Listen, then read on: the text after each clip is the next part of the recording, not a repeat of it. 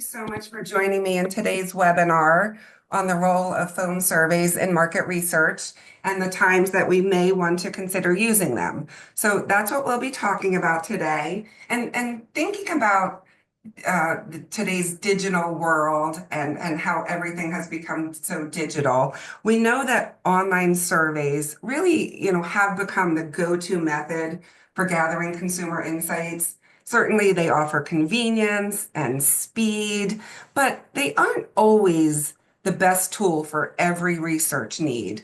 Phone surveys, they really do continue to play a crucial role in reaching audiences, and certainly certain audiences. And I think that at times we really don't think about phone surveys anymore, given that we're so inclined to doing research online. So today I'm going to discuss the times that the phone surveys really might work well for you. So using phone surveys certainly offer a number of benefits, particularly when we're thinking about data quality, trying to reach niche geographies, improving our response rates, making sure we're getting a representation of a population, adding a personal touch, which can help increase engagement, and in obtaining better quality open ends. So we're going to explore each of these areas in greater detail as we go through this presentation here.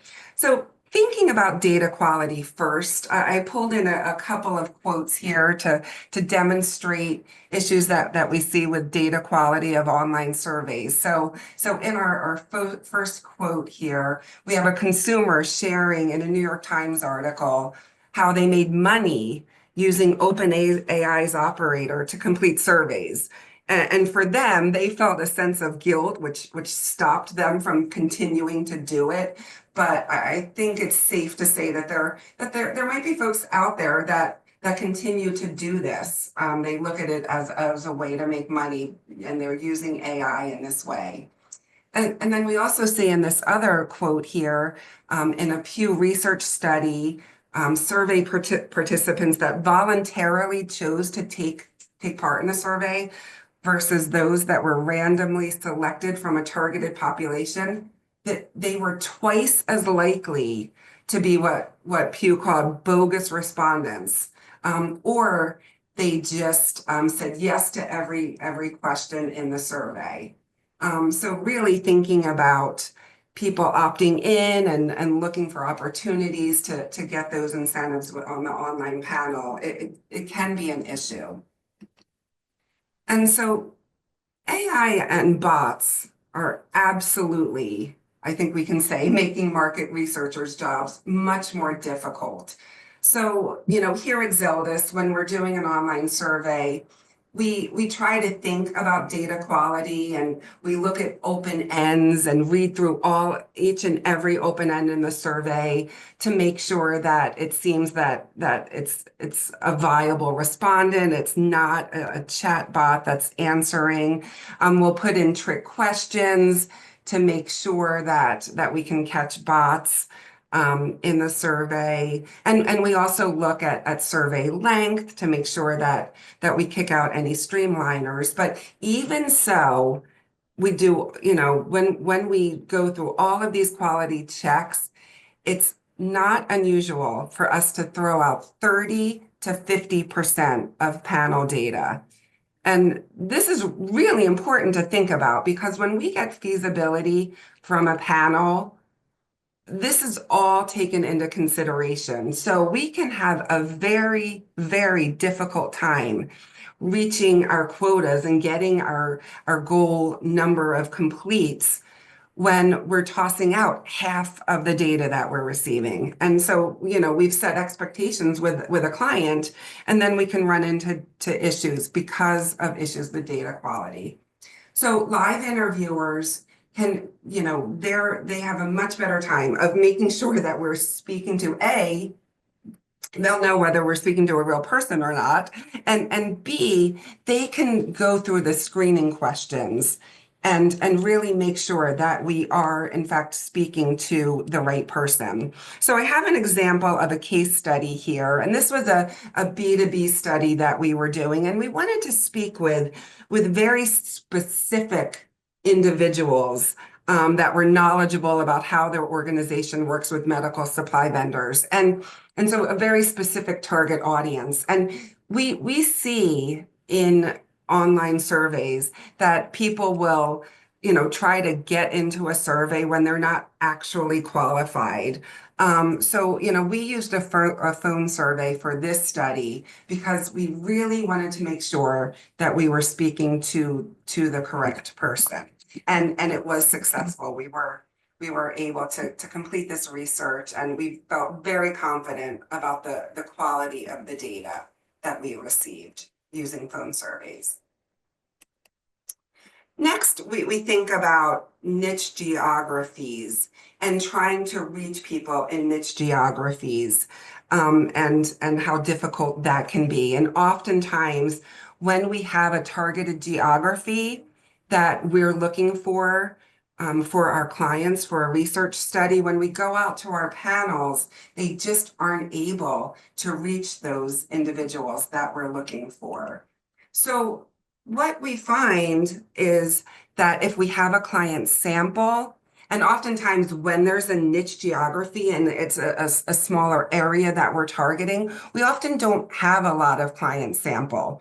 And so when that's the case, if we have emails, certainly we will, use an online survey, but we'll also include a phone survey along with it to really maximize our number of completes in that niche geography. And something that I don't think we often think about when we're thinking about methodologies and trying to reach consumers, we'll think about client sample, we'll think about panel sample, but we can also purchase geo-targeted phone lists as another way of getting to consumers in those areas that are hard to reach. So in our example here, we wanted to do a study in a number of specific counties to test advertising, recall, and messaging with employee benefits decision makers. And in order to maximize our number of completes, we used client sample that they were able to provide us, but we also purchased that geo-targeted B2B list. And in doing so, we were able to complete 150 phone surveys. And if we had only used the client sample that we received, we would not have gotten 150 completes. And we had no luck reaching out to our panel partners. They could not support any number of completes in the geography that we were looking for. So another example of a time that phone surveys really allowed us to meet our clients' needs in what we were trying to accomplish. So next we think about response rates, and that is a challenge for market researchers in every study. How can we boost response rates, and what's the best way to get the highest number of completes that we need, that we're looking for in a survey? And so, oftentimes, even when we have a lot of online sample email addresses, we still need to think about ways to boost our response rate here. And so as much as we do to try, think about how we can boost our response rates, when we do online surveys with a client sample, it is very typical for us to have a less than 1% to 2% response rate. And that's not just us here at Zeldis Research. When we talk to our online survey partners, they tell us that this is what they are seeing across the board. And so when we reach out to them for feasibility with a client sample for an online survey, these are the numbers that they're giving us as well.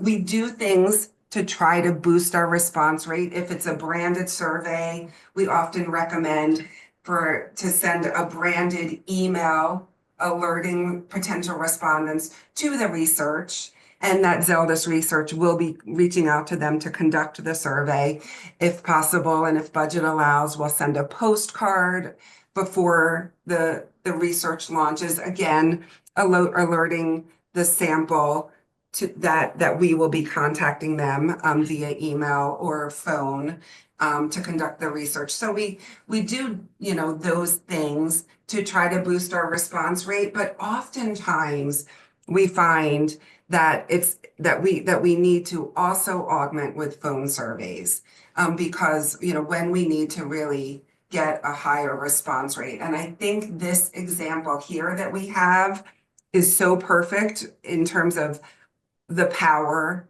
of a phone survey. So we were doing a survey for a national health insurer, and we wanted to talk specifically to Medicare members. So yes, this was an older population. However, so we received 67,000 pieces of email sample. So, a rich sample size there. And our online survey got us 40 completed surveys. So, of course, as we're panicking and worrying about what we're going to do, and we're sending email reminders and trying to get more surveys that just weren't happening, we decided that, we needed to incorporate a phone survey, which, did impact budget, needless to say. But in order to be successful in the study, this is what we had to do. And we were able to get 715 completed surveys by adding that phone survey to the mix. So that really can demonstrate the power of phone surveys. And then we also need to think about representativeness of the population that we're trying to reach out to.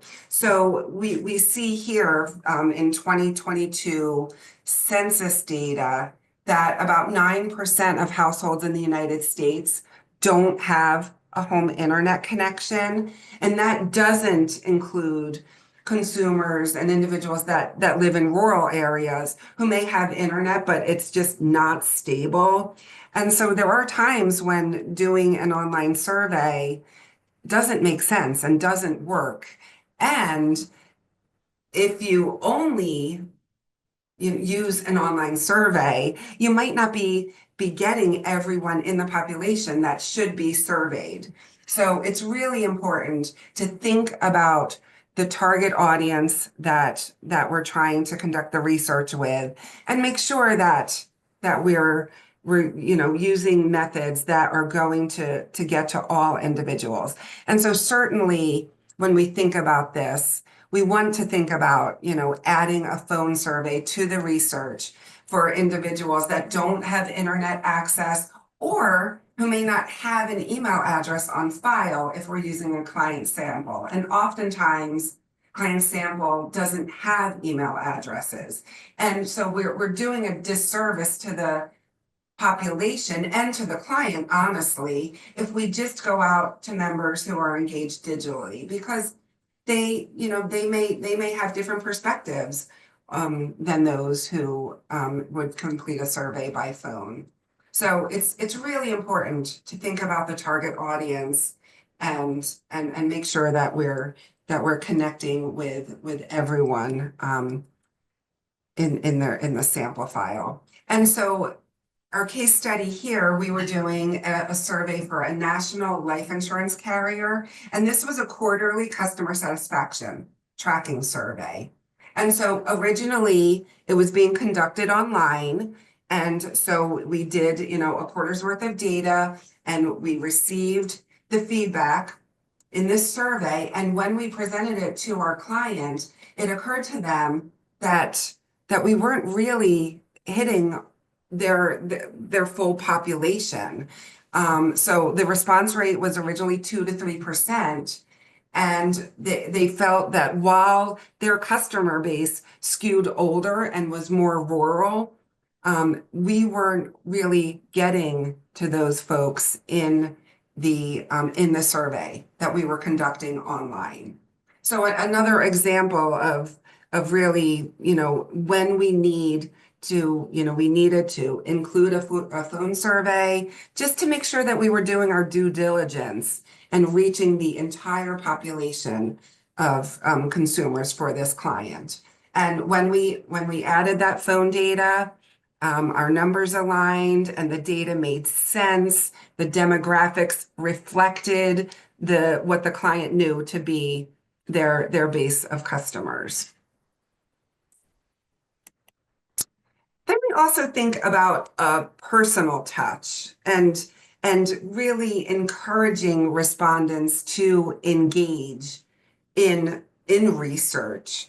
And so I thought this quote here was really interesting. And the source is from Statista, and it's the popularity of telephone marketing among consumers in the US as of June 2022 by age group. And so in that survey, they found that 17% of the respondents who were millennials stated that they like being contacted by phone, by for the brands that they're engaged with. And that percentage goes to 25% for Gen Z. So I know this is smaller percentages, but still these are relatively large numbers given that it's Gen Z and millennials that we're talking about who say they prefer to be contacted by phone. So I thought that was an interesting statistic here. So when we think about, and this all, much of this goes back to boosting response rate. It's really all about boosting response rate, really. But, when we think about, people worried about scams, and then we have spam filters and junk mail, and oftentimes emails aren't even getting delivered. And I know when I do qual with consumers and we talk about how they want to be engaged with, many times they are talking about email and they do say that email is their preference. But then we also have folks that say, don't email me. I get hundreds of emails and I can't keep up with my email. So if you send me an email, it's going to get lost in the shuffle. And that goes for surveys as well. So really, having a phone survey really can yield a great response. And so we've done phone surveys with, as few as 100 completes or up to several thousands of completes. And we have, seasoned phone interviewers, partners that we work with that, have been doing this, and they're trained to, when they get someone on the phone, which we know is getting more and more difficult, getting someone to answer the phone. But phone interviewers are trained to, when they get someone on the phone, try to make a connection with them and engage with them in a way that encourages them to stay on the line and complete the survey. And phone interviewers can also help to alleviate concerns. And we know with scams nowadays and fear of scams. So, a live interviewer can really help to put a respondent at ease and try to alleviate some of those concerns. Expressing the purpose of the survey, and if it's branded, of course, letting them know who they're calling on behalf of. So that can really go a long way in encouraging engagement and boosting our number of completes. So our example here is a study that we did, and it was regarding voluntarily disenrolling from a health insurer, and we were able to complete 2,000 live phone interviews. And so we had quotas set from 100 to 400 per quota group, and we were able to get those quotas filled in a branded study using a phone interview. And coincidentally, this was in a specific geographic targeted area as well. So this one kind of touches on a number of things I've been talking about here. But again, we were able to do 2,000 phone interviews, and we would not have had that success with an online survey, and we wouldn't have been able to fill the quota groups that we needed for this research if we had tried to do this study online. And also we find that phone surveys really yield us better open ends. And I absolutely love this quote. And so an email survey might get you basic responses, but a phone call, that's where the real gold is. If a customer mentions a problem, the interviewer can dig deeper, ask follow-up questions, uncover insights you didn't even know you needed. That's how you move from surface level feedback to real understanding. And we see this in the research that we do, time and time again, that just the open ends that we get in our phone surveys and how they compare to online. So, when we think about open-ended questions, we just think about the fact that the interviewers can get more thoughtful responses. They can probe and really dig in. They can clarify. Certainly online, we know that, open ends, sometimes people just type letters, on their keyboard. They put gibberish in there. So that happens, or we get brief responses.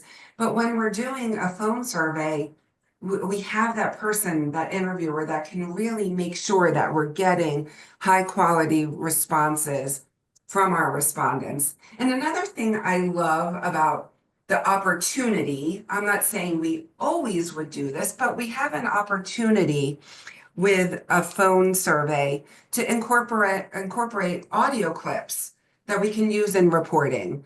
So, what we do is we get our data file and we have our verbatim comments and we read through them, and we can pick and choose one or two high quality verbatim quotes, and we can pull that interview and make an audio clip. And that really helps to bring the quant data to life in a report, to have that audio clip of the respondent in their own voice sharing, whatever question they may be answering. So our example here is, again, it's another disenrollee survey that I did use this example earlier, but I really think phone surveys have a great place when we're talking about disenrollment and losing customers, because in a phone survey, you can really dig and dig and dig to get at the real reason for leaving a plan or for disengaging with a company. And as we know, there's often multiple reasons for this happening. And really, phone surveys are a great way to really make sure that we're fully understanding the reason for leaving a company, or in this case, a health plan. All right, so certainly there are things to consider before using a phone survey, and phone surveys aren't always the best option.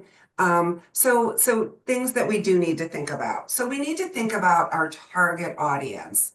So, when would we want to use a phone survey or consider a phone survey? Certainly, if we have a hard to reach audience, as I've talked about a number of times, a niche geography, if we're looking in a small geographic area, if we're looking for an older population, to engage with an older population, some B2B even that is easier to contact by phone. And so these are just some examples. That's not to say that we can't use phone with other consumers as well, but there are times, again, when we might want to consider conducting research by phone and online, depending upon the audience. And then we also need to think about the number of completes that we're looking for. So depending upon what we're hoping to reach in an online survey, we might not need to boost our response rate. but oftentimes we do. And so phone surveys are a great way to do that. And again, as I mentioned, particularly when we're using client sample. Oftentimes we recommend if we have email addresses, we don't typically have it for the entire population. So we think it's important to include a phone survey to increase our response rate, and that goes back to that representativeness of the population.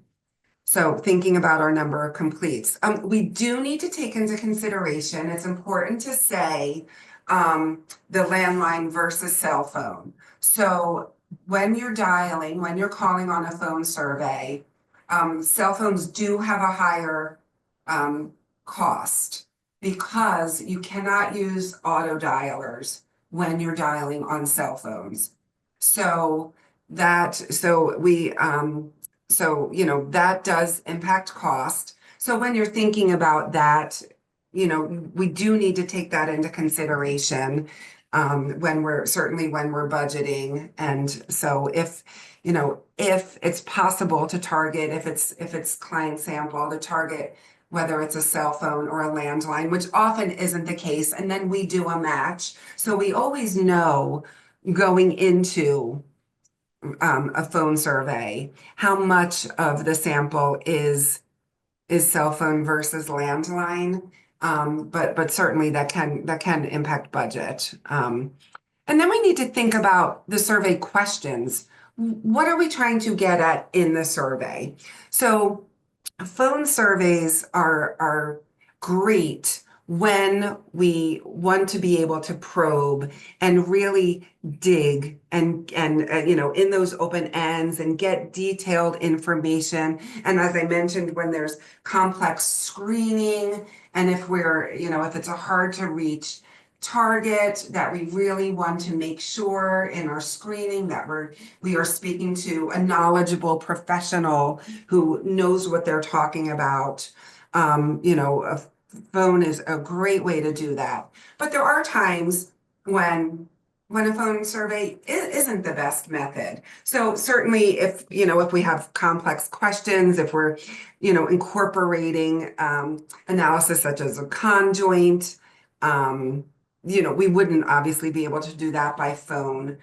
So there are times, depending upon the survey, that we need to think about that. If we need to show any stimuli, or if the respondent has to read something, that is better suited for online. Of course, a phone interviewer can read a small paragraph, and we can absolutely do that by phone. But if it's more than a small paragraph, we would want to consider online. And then it's also important to think about survey length. So, we typically say that phone surveys are twice the length of online surveys. So that is something we need to consider when we're thinking about our objectives and how many questions we will want to include in the survey. Because it's very important that we keep our phone surveys to a reasonable length of time that we can, expect the respondent to stay on the line with us. And then we always, in every research project that we do, we have to think about budget. And it is true that a phone survey costs more than an online survey. I mean, that is a given. But what I think is important to think about is, first, as I say here, it might not be as expensive as you think.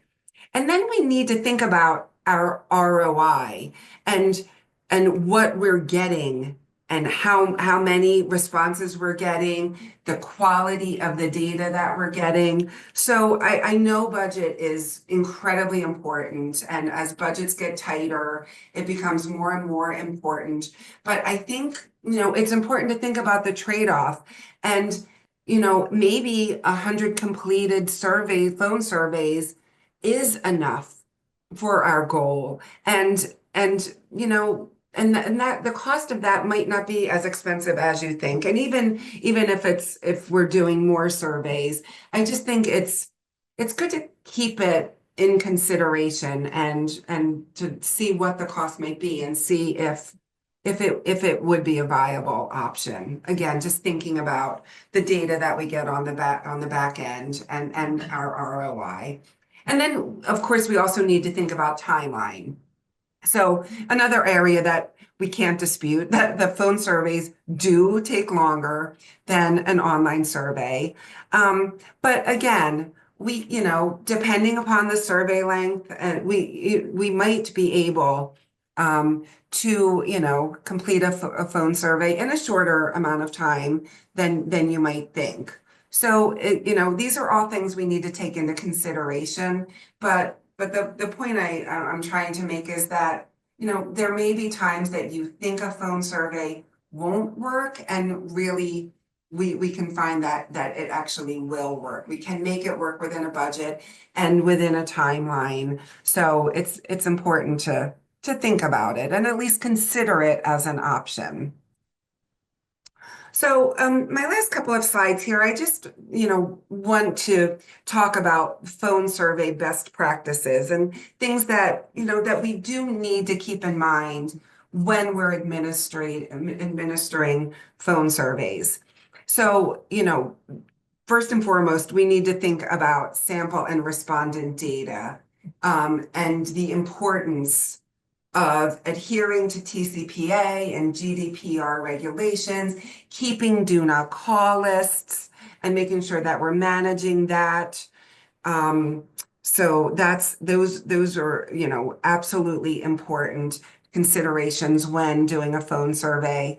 And when we're working with client sample, in the fact, that we're being very careful with PII and PHI. And here at Zeldis, we have our high trust certification, which we're very proud of. And so, we have standards of how we use client sample, and we make sure that, that everything we do is when we're sending client sample, that we do it securely and really, protecting the members' PII and PHI, the consumer information. So we also need to think about the survey, as I mentioned. And so really the ideal survey length for a phone survey is about 10 minutes. Typically our phone surveys are 10 to 15 minutes. I will say, we do surveys that are longer. There are populations that are more willing to stay on the phone longer. Certainly when we think about conducting research with older consumers, they are a little more giving of their time, and they have more time to give. So, I have done surveys that go beyond 15 minutes with older populations successfully, but we do want to be respectful of the respondents' time and really keep an eye on that survey length. Tying into that, we want to think about the number of open ends that we're incorporating into the survey, and we try to limit to 2 to 3. And because, as we know, with open ends, you get someone on the phone and they can be very chatty, and it can, they want to talk on and on about a topic. And so, when you have a large number of open ends, it's kind of hard to keep that survey length contained. So we try to minimize the number of open ends, but we also make sure in our surveys for our open ends that we include probes and interviewer notes to make sure that, again, we're getting that rich feedback, because, that's one of the benefits of doing a phone survey. So we really want to make sure that we're maximizing that response that we're getting through interviewer probes and interviewer notes. And that's a nice thing to say. So just an example that comes to mind, if we're asking about why a consumer selected a company to work with.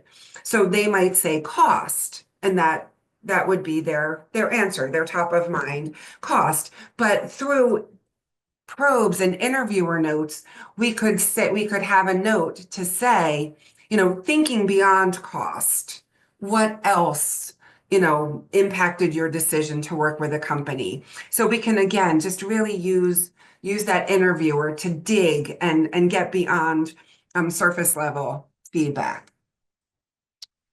And then we also need to think about how we're administering the survey. So we want to make sure that we're using experienced interviewers.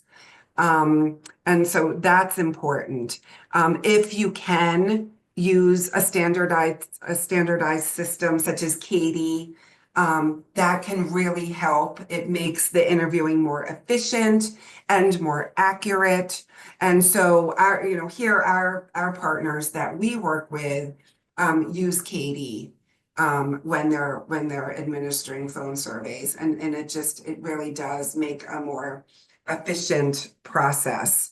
And then it's also important to establish a time frame for when you can call. We want to again be respectful of the respondents and not call them too early, not call them too late. I know we do provider work that we're calling doctors' offices. And for much of our provider work, we don't call on Mondays because we know that's their busiest day. So again, it's just thinking about our target audience and when we're administering a phone survey, just really being respectful. And it's being respectful, but also thinking about the best time to reach our respondent and being efficient in our calling, so we're not spinning our wheels and calling a doctor's office on a Monday when we know there's no way that they're going to complete a survey on a Monday. So it's just thinking about those things.